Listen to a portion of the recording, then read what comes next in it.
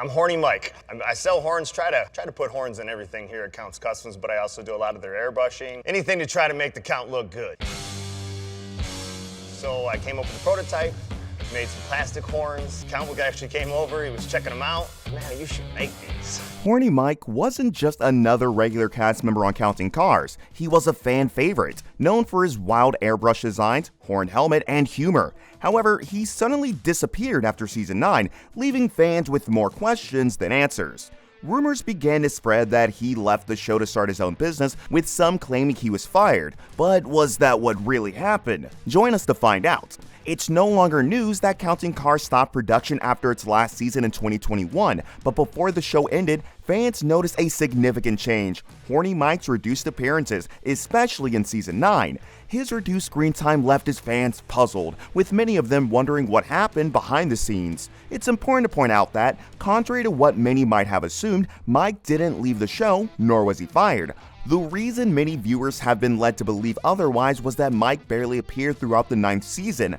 While that may seem concerning, it's quite normal considering Counting Cars' 9th season was noticeably shorter than previous seasons. But don't get it twisted, Mike's reduced screen time didn't mean he was any less involved in the shop's daily operations. He continued to work behind the scenes at Count's Customs, contributing his skills to various projects. His absence from the show was more about the production's focus and a mix of personal challenges.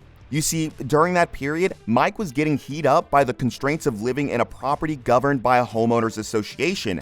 He had hinted several times at his dissatisfaction with the association, mentioning the challenges of dealing with rules that didn't align with his lifestyle. Whether it was restrictions on working on cars at home or limitations on how he could customize his property, the association's rules seemed to clash with his passion for tinkering. However, in early 2021, Mike took a big step by relocating to a new home. He shared the news with his fans on Twitter, announcing, "Big moment, I just bought a house." What are we doing, Erica? Signing papers for us. Ooh. We're in debt. Yeah. You're stuck with me. Just bought a house. Mike's decision to move was a significant one, and he didn't take it lightly. Although Mike was keen on keeping the details of his house private, the property is allegedly located in a private area with a more spacious setting. No doubt, his new house will offer him the freedom to pursue his automotive projects without worrying about breaking homeowners association rules or facing fines. Having said that, the stress associated with house hunting, renovation, and all of that probably contributed to Mike's reduced appearances on Counting Cars. Beyond his issue with Homeowners Association, Mike was also involved in a frightening incident in May 2021. According to the video Mike posted on Instagram, he was trying to help a stranger when he was suddenly run off the road by an unknown driver. The backstory was that after having a fun-filled day at work, Mike was driving home when he noticed a vehicle approaching from the opposite direction with no headlights. Mike, being a sweet guy, decided to help, so he flashed his headlights to help increase visibility for the approaching vehicle. However, that decision led to a dangerous turn of events. The driver in the other vehicle suddenly swerved into his lane, forcing Mike off the road. The driver's reckless actions left Mike with little time to react, forcing him to make a split-second decision to avoid a collision. Fortunately, he managed to steer safely off the road, avoiding any serious injury.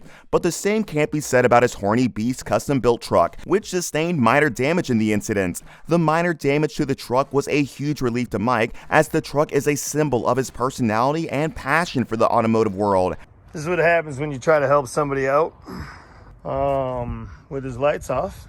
So I was flashing my lights at him, and as I had a green arrow and took the left turn, he continued to rage on, came right at me. I thought he was going to hit me. I had to hit the gas. I cut it hard. Unfortunately, I ended up hitting the curb trying to avoid him. Now that we know what happened to Horny Mike, let's talk about what he's doing now since the show ended.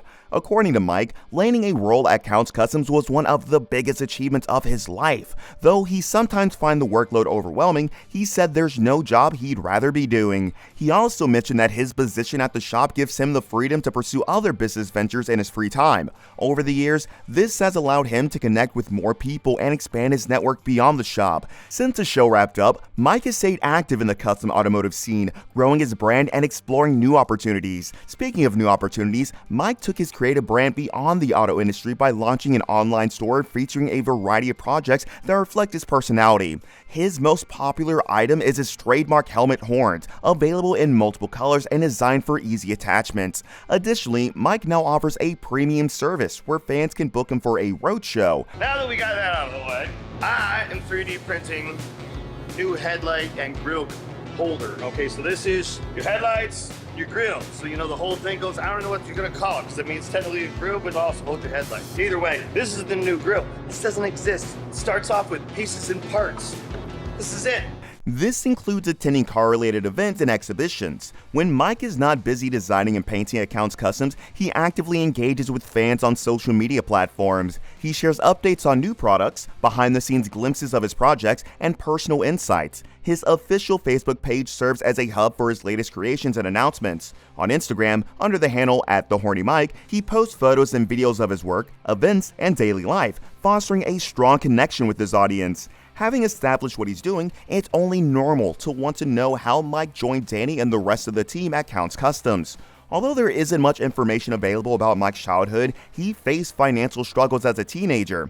In an interview, he revealed that after graduating high school, he couldn't afford to rent an apartment, so he began living in a van. To kick off his career, Mike started an auto repair shop but mismanaged it and eventually had to close it.